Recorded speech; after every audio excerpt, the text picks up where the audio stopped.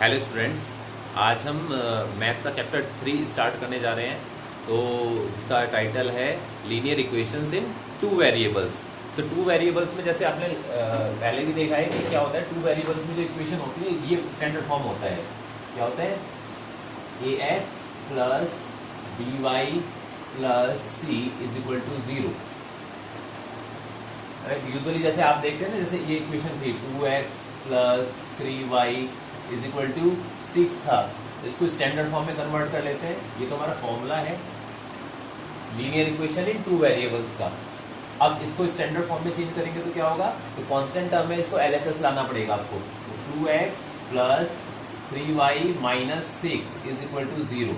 तो ये standard form हो गई है। जहां पर हम कंपेयर करें जो गिवन इक्वेशन है उससे, तो a इज इक्वल टू कितना है? x का कॉफिशिएंट यानी x के मल्टीप्लाई में जो लिखा है 2, b कितना है?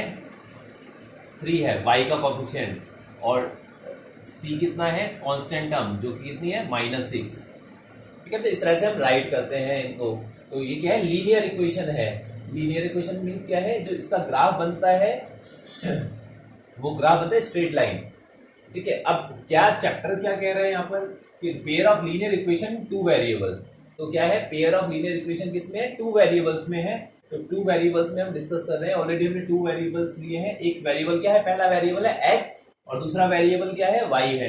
और ए बी सी क्या है? कॉन्स्टेंट्स है, राइट।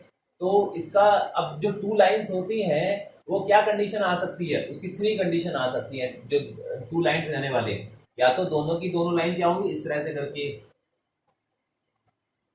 एक दूसरे को कट करने वाली है। ठीक है, फर्स्ट केस आ गया है, इन्हें कहते हैं इंटरसेक्टिंग लाइंस।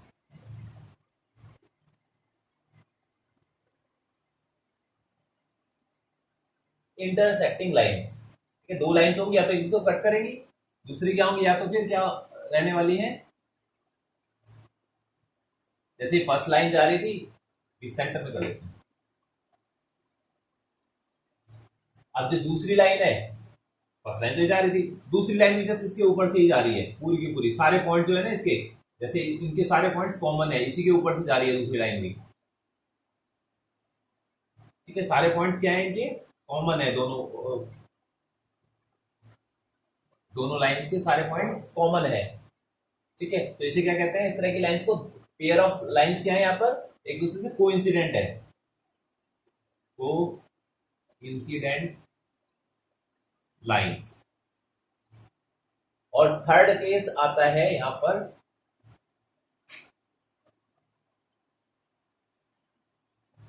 थर्ड केस ये पॉसिबल है, पैरेलल लाइंस। क्या है ये? पैरेलल लाइंस है जो आगे कहीं मिलने वाली नहीं है।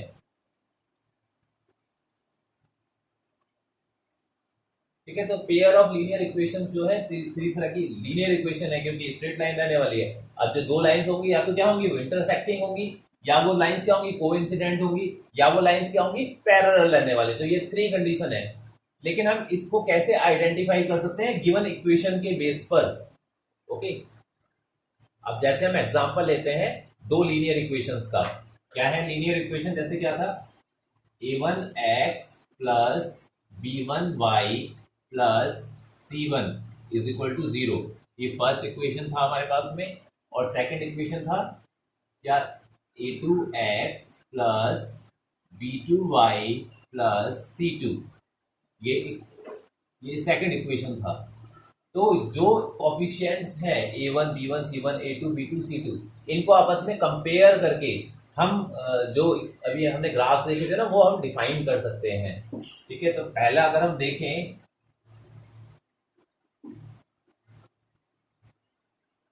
ग्राफ किस तरह का था, तो 3 ग्राफ हमने देखे थे।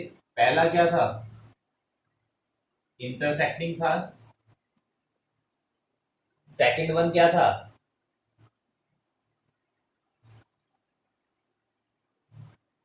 कोइंसिडेंट था। और थर्ड वन क्या था ग्राफ? पैरेलल था। ठीक है, तो ग्राफिकल रिप्रेजेंटेशन क्या था इनका? ये इंटरसेक्टिंग लाइंस था, इंटरसेक्टिंग लाइंस। दूसरा ये कि सेकंड वन क्या था? को इंसिडेंट।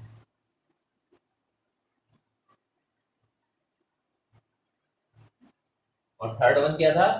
Parallel lines.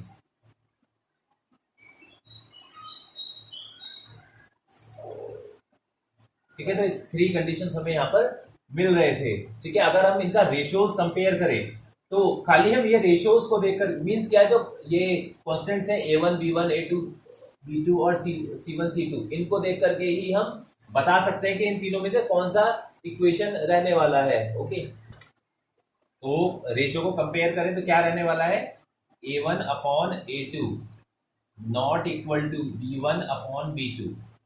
ये जो रेशियोज है A1 A2 और B1 B2 को कंपेयर किया हमने, ये रेशियो इक्वल नहीं आई, तो क्या होगा, आप सीधा ही केवल इक्वेशन देख के बता सकते हैं कि ये वाला ग्राफ है उसका, कौन सा, इंटरसेक्टिंग लाइंस। ठीक, अगर तीनों रेशियोज इक्वल आ जाए तो कहलाता है कोइंसिडेंट लाइंस। मींस क्या है, A1 upon A2 is equal to B1 upon B2 is equal to C1 upon C2। अगर ये तीनों ही इक्वल आ गई रेशियोज तो क्या रहने वाला है, those are coincident lines. And third one, parallel lines. Parallel lines में क्या कंडीशन रहती है, A1 upon A2 is equal to B1 upon B2 but not equal to C1 upon C2। ठीक है, ये आपस में इक्वल नहीं होंगे ये। ठीक है, C1 मतलब A1 A2 B1 B2 तो इक्वल आएंगे रेशियोज, लेकिन वो दोनों ये रेशियोज C1 अपॉन C2 के इक्वल नहीं आएगा। ठीक है, तो ये पैरेलल लाइंस की कंडीशन हो जाएगी। ओके, तो यहाँ पर हमको अब number of solutions, algebraic interpretation का मतलब नंबर ऑफ सॉल्यूशन कितने होंगे, तो हम फर्स्ट देखते हैं ना, अभी कितने पॉइंट पर कट कर रही है, एक पॉइंट पर कट कर रही है, तो सॉल्यूशन क्या होता है, जिस पॉइंट पर कट कर रही है। अब एक पॉइंट पर कट कर रही है तो कितना सॉल्यूशन होगा इसका, 1, तो 1 unique solution.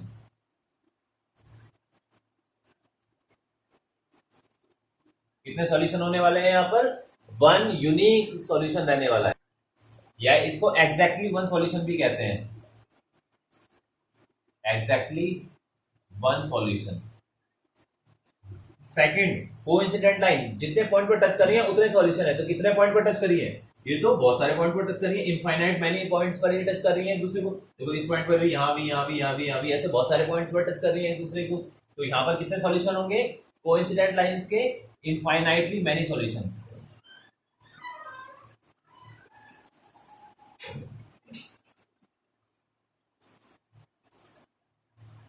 Infinitely many solutions रहने वाले हैं। यहाँ पे थोड़ा क्लोज लिख लेते हैं, आगे भी लिखने का है मेरे को, इनफाइनाइटली मैनी सॉल्यूशंस। और पैरेलल लाइन कितने पॉइंट पर टच कर रही है, पैरेलल लाइंस दोनों कहीं भी टच नहीं कर रही है, जब टच नहीं कर रही मतलब नो सॉल्यूशन, तो क्या है इसका, कितने सॉल्यूशन है, नो सॉल्यूशन, मतलब इन इक्वेशंस को सॉल्व ही नहीं कर सकते हैं, जो पैरेलल लाइन की होंगी ना, इक्वेशंस को सॉल्व नहीं कर पाएंगे हम, एक्स और वाई की वैल्यू नहीं आ पाएगी वहां। ठीक है, अब कंसिस्टेंसी देखें तो कंसिस्टेंसी क्या रहता है, जहां भी टच कर रही है, चाहे वो एक पॉइंट पर टच कर रहे हो, चाहे वो इनफाइनाइट मैनी पॉइंट्स पर टच कर रहे हो, एक के ऊपर एक दूसरी लाइन आ रही हो, ठीक है, तो ये कंसिस्टेंट कहलाती है, कंसिस्टेंट।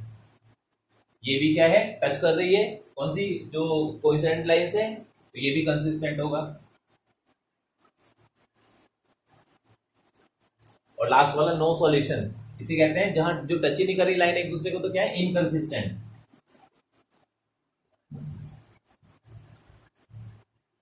तो ये बेसिक टेबल आप याद रखिए, ये पूरे चैप्टर में यूज होने वाला है, पूरा चैप्टर का रूल है ये, आपको पता होना चाहिए। ओके, आप देख सकते हैं इसको। तो एग्जाम्पल 1 आता है, Akhila goes to a fair with ₹20 rupees लेके जाती है, rides on the giant wheel, giant wheel पर राइड करती है, ले होपला, होपला भी खेलती है। ठीक है, तो जो एग्जाम्पल है ये, उसमें पूरा क्वेश्चन लिखा नहीं है, ये आप सेक्शन 1 स्टार्टिंग देखें ना, जहां से चैप्टर शुरू है वहां पर गिवन है ये कंडीशन।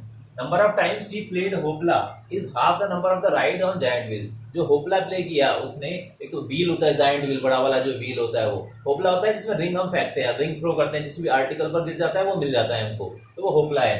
तो होपला जो है खेला कितने टाइम, तो जायंट व्हील पे जितने राइड लिए उसका हाफ नंबर है, और राइड का कॉस्ट कितना है, ₹3 है, और होपला प्ले का कॉस्ट कितना है, ₹4 है। टोटल कितने पैसे स्पेंड किए उसने, ₹20। तो represent this equation algebraically and graphically. Graphically होता है मतलब ज्योमेट्रिकली, तो करना है, तो हमने क्या ले लिया है, number of giant wheel ride x ले लिया, और होपला प्लेट क्या ले लिया, y ले लिया। अब यहाँ पर से कंडीशन 1 अगर हम देखें कि कंडीशन 1 क्या रहने वाला है, तो हमारे पास में कंडीशन 1 क्या है, होपला प्ले जो किया उसने इज इक्वल टू 1/2 राइड है on giant wheel. Giant wheel पे जो राइड किया है उसका हाफ है, तो क्या आ जाने वाला है यहाँ से, होपला प्लेट। होपला प्लेट को हम किससे डिनोट कर रहे हैं, वाई से, तो वाई इज इक्वल टू क्या आ जाएगा, 1/2 ऑफ एक्स, राइट। इस 2 को एलएचएस ले आइए। अब जब हम 2 को एलएचएस ले आएंगे तो क्या हो जाएगा, 2y is equal to x. अब 2y को आरएचएस भेज दीजिए, तो क्या आ जाएगा यहाँ से, x minus 2y is equal to 0। Equation 1 आ गई है। ओके, इक्वेशन 1 आ गई है। ऐसे ही इक्वेशन 2 हमें अब बनाने का है, लेकिन उससे पहले हमें ग्राफ बनाना है क्योंकि इसका, तो इसको सॉल्व भी कर लेते हैं। तो यहां से क्या करते हैं, हम इसको ग्राफ बनाने का है क्योंकि हमको, तो क्या था, x is equal to 2y था, y को आरएचएस भेज दिया 2y को। अब यहाँ पर 1/1 रखें, फर्स्ट क्या रखे, अलग अलग कंडीशन, 2 पॉइंट पर हम वैल्यू निकाल लेते हैं। y क्या रखा, 0, x क्या आ जाएगा, 2 इंटू 0 इज इक्वल टू 0। फिर y क्या रखा हमने, जस्ट लाइक 3 रख लिया, तो x कितना आएगा, 2 इंटू 3 इज इक्वल टू 6 आ गया, राइट। तो एक लास्ट में को मैं अलग से बना लेता हूं। यहाँ पर जो इसका फर्स्ट वाला जो हमारा टेबल बन गया है वो ऐसे बन गया है। ऐसे ही सेकंड इक्वेशन का भी टेबल बनाएंगे, 2 टेबल बनेगी ये, राइट। राइट, थोड़ा सा मूव कर दिया है मैंने इसको, आपको क्लियर अपेयर होगा। तो यहाँ पर क्या था, x और y। ऐसे ही दूसरी टेबल बनाएंगे, जब दूसरी इक्वेशन बनाएंगे। अभी हमने फर्स्ट इक्वेशन बनाई है, फर्स्ट इक्वेशन बनी है, तो इसको राइट अप कर रहे हैं। तो कितना आया, x 0 था तो y कितना था, 0 था। फिर x कितना है, 6 है, तो y कितना है, 3 है, राइट। तो इस तरह से करके ये टेबल बन गई, इसे ग्राफ बना देंगे इजीली। अभी हमने फर्स्ट इक्वेशन बनाई थी, अब सेकंड इक्वेशन ड्रॉ करते हैं। ओके, इक्वेशन 1 को ना या रीराइट कर लेते हैं, क्या है, x minus 2y is equal to 0। Equation 1 को रीराइट कर लिया हमने, ठीक है। बाकी मैं रेज कर देता हूं अभी। तो अब सेकंड इक्वेशन करने के लिए कंडीशन 2 पर आ गए हैं।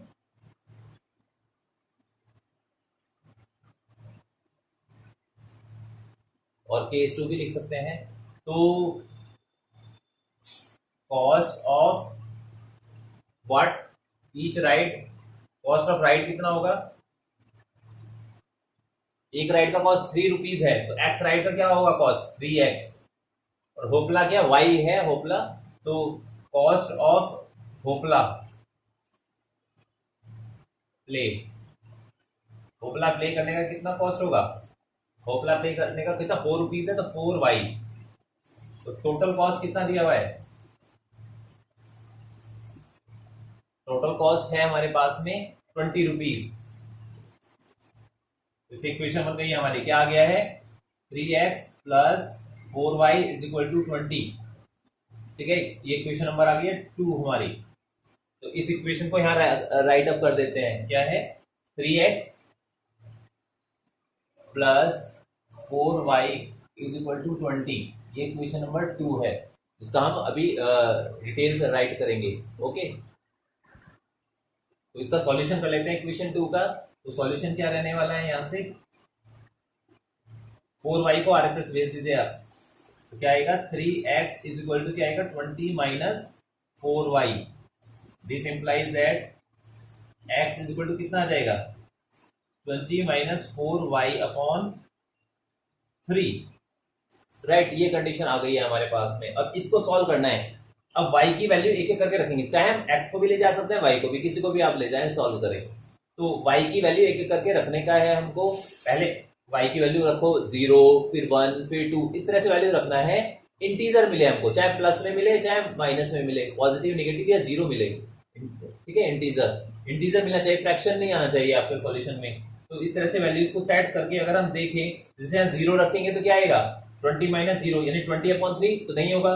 1 रखेंगे तो क्या आएगा, 1 रखने पर y तो 4 हो जाएगा, 20 माइनस 4 16/3 नहीं होगा, 2 रखेंगे तो 8 हो जाएगा, 8 12, हाँ तो 2 रखने पर हो रहा है। तो फर्स्ट हमने क्या लिया, y is equal to 2 put किया, तो x इज इक्वल टू कितना आ गया, x इज इक्वल टू हमारे पास में आ गया 20 माइनस 4 इंटू 2/3, राइट। तो क्या आने वाला है ये 20 minus 8/3, this implies that x is equal to 12/3, this implies that x is equal to कितना आ गया, 4 आ गया, ठीक है। y2 पर x आ गया 4, x कितना, x और y की वैल्यू राइट कर देते हैं, y कितना है, पहले x लिख लो, x आया 4 हमारा, y कितना था 2 था, राइट। तो अब सेकंड वैल्यू ऐसे ही हम फाइंड आउट करते हैं। दूसरा हम क्या कर सकते हैं, ऐसा वैल्यू रख दें कि 0 ही आ जाए, 0 लाने का कीजिए, या तो 0 रखिए या 0 लेके आइए।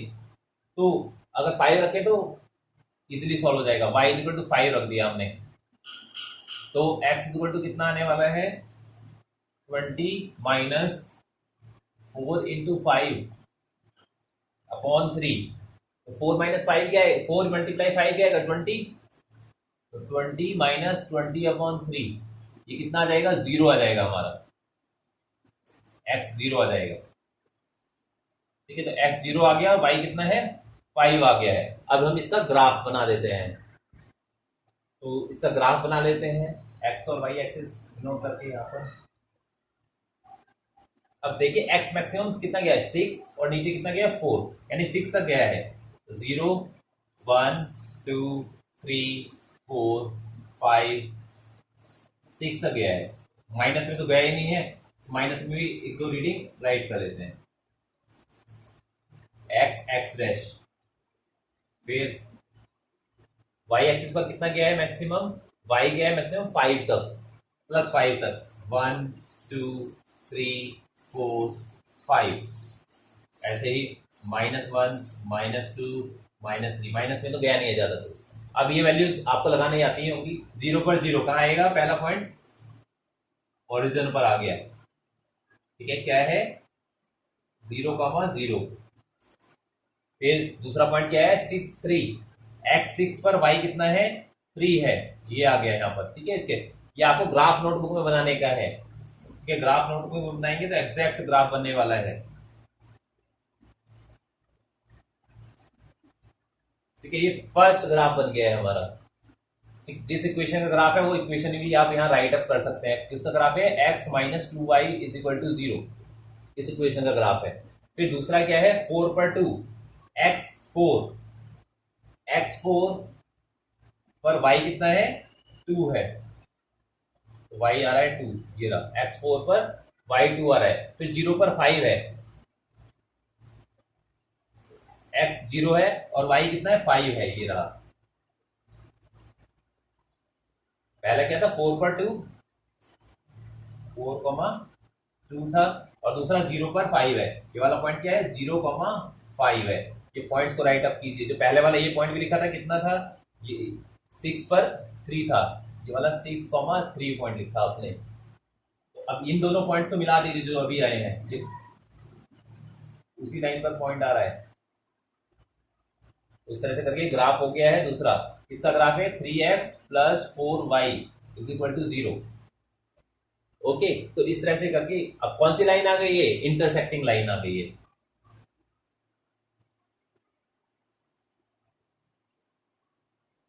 ठीक है, इंटरसेक्टिंग लाइन आ गया। तो इस तरह से करके हमको इसका सॉल्यूशन करना है इजी, थोड़ा सा बस क्या पहले इक्वेशन बनाना है, सॉल्यूशन लेना है, ग्राफ बनाने का है, थोड़ा सा लेंदी हो गया है लेकिन है इजी बिल्कुल। लेकिन क्या हम ये इंटरसेक्टिंग लाइन को इक्वेशन के बेस पर खाली बता सकते थे क्या, ये इंटरसेक्टिंग होने वाला है नहीं होने वाला है, तो हाँ बता सकते हैं हम। तो उसके लिए बस आपको ये करना है, जो इक्वेशन दी हुई थी क्या है, पहली equation x minus 2y is equal to 0, standard form में लिखना है इसको। दूसरी क्या है इक्वेशन 3x प्लस 4y, फिर क्या है -20, स्टैंडर्ड फॉर्म मतलब कांस्टेंट को भी एलएचएस ले आने का है, इज इक्वल टू 0, ये इक्वेशन नंबर 2 है। यहाँ आप राइट अप कर लें, a1 कितना है, a1 है 1, x का कोएफिशिएंट इसका, फिर a2 कितना है -2, सॉरी B1 कितना है -2, और C1 कितना है 0। फिर A2 कितना है 3, B2 कितना है 4, और C2 कितना है -20। ठीक है, ये वैल्यूज है हमारे पास में।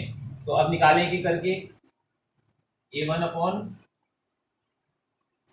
A2 कितना आया 1/3 आ गया, 1 और 3। फिर निकाला हमने B1 upon B2 is equal to क्या आया -2/4। ये कितना आया -1/2। अगर पहले दोनों ही इक्वल ना आए तो यही रुक जाने का है बस खाली। तो क्या कंडीशन आ गई है हमारे पास में, A1 upon A2 is not equal to B1 upon B2। कौन सी लाइन आ गई है, इंटरसेक्टिंग लाइंस। ठीक है, जब ये कंडीशन मीट हो गई तो हमारा क्या डायरेक्टली हम राइट अप कर सकते थे।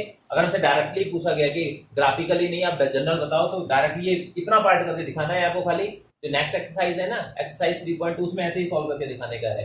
तो ये क्या आ गया यहाँ पर हमारा इंटरसेक्टिंग लाइन, इतना पार्ट करके इसको लिख देना है आपको इंटरसेक्टिंग लाइन। ठीक है, इस तरह से करके हमको सॉल्व करने का है क्वेश्चंस को, राइट। तो एक्सरसाइज का क्वेश्चन नंबर 1 आता है। जो एग्जांपल्स है ना अदर 2 वो इजी है, आप कर सकते हैं एग्जांपल 2 और 3। तो after tales his daughter 7 years ago I was 7 times as old as you। 7 साल पहले मैं क्या था। तो केस 1 की बात कर लेते हैं यहाँ पर। पहले फर्स्ट ऑफ ऑल एज्यूम कर लेते हैं, लेट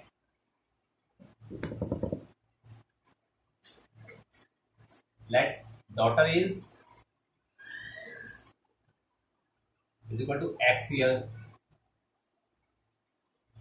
और आफ्ताब इज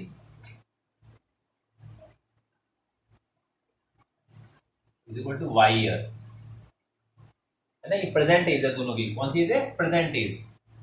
ठीक है, दोनों की प्रेजेंट एज है। अभी क्या करने का है हमको कि अब कितना क्या कह रहे हैं 7 years एगो, 7 years एगो, 7 साल पहले क्या रहने वाला है, डॉटर एज कितनी होगी, डॉटर्स एज कितना होगा x-7 ईयर। 7 साल पहले डॉटर की एज, और आफ्ताब की एज कितनी होगी, कितनी होगी y-7। अब कंडीशन क्या है, क्या रही है कि जो y-7 है, यानी कि आफ्ताब की एज है वो कितनी है 7 टाइम्स है। ठीक है, आप क्वेश्चन में देखें तो क्या है, that is 7 times. 7 into daughter age कितनी है x-7। ये कंडीशन है हमारे पास में की। तो क्या आ जाएगा, this implies that y-7 is equal to, ये क्या आ जाएगा 7x-7, 7 टाइम्स कितना हो जाएगा 49। अब क्या करें, 49 को LHS ले आए, और y-7 हमने क्या किया 49 को तो LHS ले गए, 49 - 7 हो गया is equal to 7x, y को RHS ले आए तो क्या आ गया -y। तो क्या इक्वेशन हमारी फर्स्ट बन गई है, हमारी फर्स्ट इक्वेशन बन गई है 7x - y is equal to 49 में से 7 माइनस कीजिए, कितना बचेगा 42। ये आ गई इक्वेशन 1। ठीक है, इक्वेशन 1 हमको मिल चुकी है, राइट। तो इस इक्वेशन को सॉल्व करके वैल्यू फाइंड आउट कर लेते हैं। तो क्या हो जाएगा, y को RHS, 42 को LHS, क्या आएगा y इज इक्वल टू, ये इधर आ गया, ये इधर आ गया 42, तो क्या हो जाएगा 7x - 42। ठीक है, 42 माइनस हो गया और y प्लस हो गया यहाँ पर आकर के, तो ये इक्वेशन बन गई है। अब इसका हमें वैल्यूज फाइंड करना है, राइट। तो इसमें क्या करें, आप छोटी वैल्यू पुट मत करें। जैसे फादर की एज होगी मे बी 40 आएगी, 50 आएगी। अगर आपने कम वैल्यूज के लिए कि x की और y की वैल्यू में कम ले आऊं, 2 3 ले आऊं, तो सॉल्व नहीं होगा इक्वेशन में। ग्राफ अगर इंटरसेक्टिंग होगा तो वो कट ही नहीं करेगा। तो इसके लिए हम इसकी हायर वैल्यूज को पुट अप करेंगे, जिससे कि तो क्या क्या वैल्यूज हम यहाँ पर रख सकते हैं। तो हम क्या करते हैं इसके लिए, पहले तो हमने क्या किया x इज इक्वल टू 0 रख दिया, तो y इज इक्वल टू क्या आएगा 7 इंटू 0 -42, तो -42 ही आ जाएगा। ठीक है, टेबल बना देते हैं इसके लिए।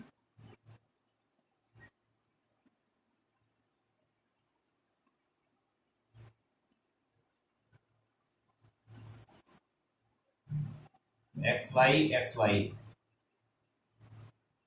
राइट। पहले एक्स कितना था, 0 था, तो वाई कितना आ गया, -42 राइट। फिर दूसरा क्या है कि अब क्या रख सकते हैं और वैल्यू 10 रख लेते हैं। एक्स इक्वल टू 10 की डॉटर 10 ईयर की थी, तो फादर कितने के आएंगे, 70 इंटू 10 सॉरी 7 इंटू 10 माइनस 42, तो 70 माइनस 42 तो कितना आ जाने वाला है, y इज इक्वल टू 70 में से 42 माइनस कीजिए तो कितना बचने वाला है, 70 40 30 28, y कितना आ गया यहाँ पर 28, x कितना था 10, x कितना रखा था 10 रखा था हमने यहाँ पर, तो y कितना आ गया 28, तो x 10 पर y आ गया 28। ठीक है, इस तरह से करके हमें सॉल्व करने का है। तो केस टू, केस टू में क्या आने वाला है कि अब क्या कह रहे हैं, 3 years फ्रॉम नाउ, यानी आफ्टर 3 year, 3 साल बाद, आफ्टर 3 year, 3 year के बाद क्या होने वाला है, डॉटर से एज कितनी होगी, डॉटर एज x+3 होगी, और फादर, फादर या आफ्ताब एज कितनी होगी, y+3 होगी। अब कंडीशन क्या कह रहे हैं, आई शैल बी 3 times ओल्ड, तो फादर जो है यानी कि y+3 जो है वो क्या होगा, 3 times होगा किसका, डॉटर की एज का, x+3 का राइट। तो क्या आने वाला है यहां से, this implies that y+3 is equal to क्या आ गया, 3x+9 आ गया है। तो यहां से क्या कीजिए, y को RHS और 9 को LHS, तो 3 minus 9 is equal to 3x minus y, तो this implies that 3x minus y is equal to कितना आ गया, माइनस का 6 आ गया। ठीक है, ये इक्वेशन बन चुकी है हमारी राइट। तो इक्वेशन को सॉल्व कर लेते हैं, इसको y को RHS और -6 को LHS, तो क्या आ जाएगा, y is equal two plus हो गया, y 6 भी प्लस हो गया, तो 3x+6, ठीक है, क्या आ गया, 3x में y 6 हो गया, यानी 3x+6 हो गया राइट। अब यहाँ पर वही रखा हमने, क्या x इज इक्वल टू 0 पर क्या आएगा, y इज इक्वल टू कितना आएगा, 3 इंटू 0 + 6, तो 6 ही आ जाएगा, ये तो 0 हो जाएगी वाली टर्म, तो 0 पर 6, तो यहाँ लिख लिया नीचे, 0 पर कितना आया, 6 आ गया है। फिर नेक्स्ट वैल्यू हमें रखना है, तो फिर हमने अगली वैल्यू के चूज की, x इज इक्वल टू क्या चूज कर सकते हैं, 30, x 10 चूज कर सकते हैं, जैसे पहले चूज किया था 10 चूज कर लिया, तो y इज इक्वल टू क्या आएगा, 3 इंटू 10 + 6 कितना आ जाएगा, 30 और 6 36, y आ गया 36, x 10 पर y आ गया 36। ठीक है, तो अब हमारे पास में इक्वेशंस आ चुकी हैं, बस केवल ग्राफ हमको ड्रॉ करना है, तो बना लेते हैं इसका ग्राफ।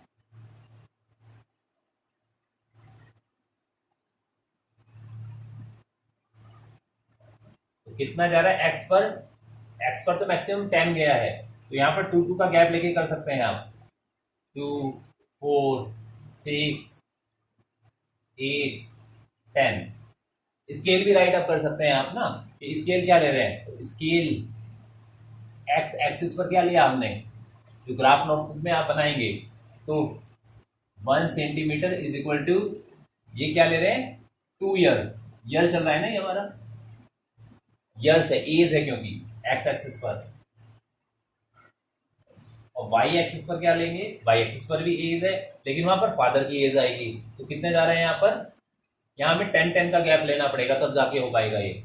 तो वाई एक्सिस पर क्या होगा,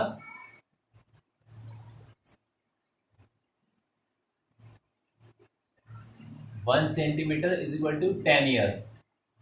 ठीक है, फादर की एज शो कर रहे हैं वाई पर, तो यहाँ पर क्या लेंगे हम, कितना जाना है मैक्सिमम, 42 जाना है, यानी 10 20 30 40 50, ऐसे ही -10 -20 -30 -40, यहाँ पर भी -2 -4 -6 -8, राइट। तो अब क्या है, 0 पर कितना है, -42, जो फर्स्ट इक्वेशन थी।